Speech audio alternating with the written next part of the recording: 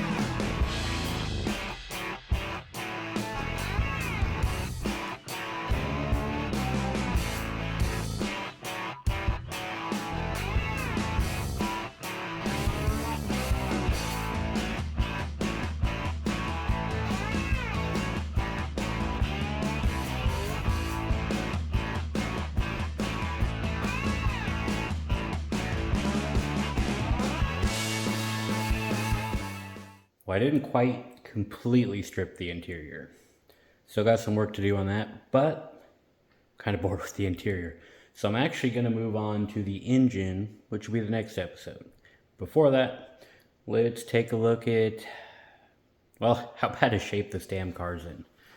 So,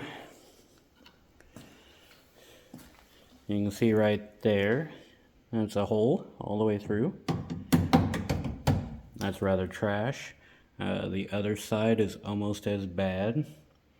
When I bought the car, my dad and I patched the back because that was a complete hole on both sides. So, that's not good. Most of it is out. The headliner is going to suck, but it's pretty much trash, so it's not going to be, like I have to protect it. Top of the dash is out. Still got to get the rest of everything out and rip all the wiring out. Like I said, just getting a little bored. These side panels here sucked. They didn't design those in a way that are easy to get out without really affecting everything else. This one has the heater core in the way, so you kind of had a screw back here that was difficult to get to. That one had the parking brake in the way, so that was a pain. But I'm happy where it's at. So with that, don't forget to like this video, subscribe to the channel. Chevelle's only getting started, and we haven't even talked about the 39 yet. And yeah, I'll see you in the next one.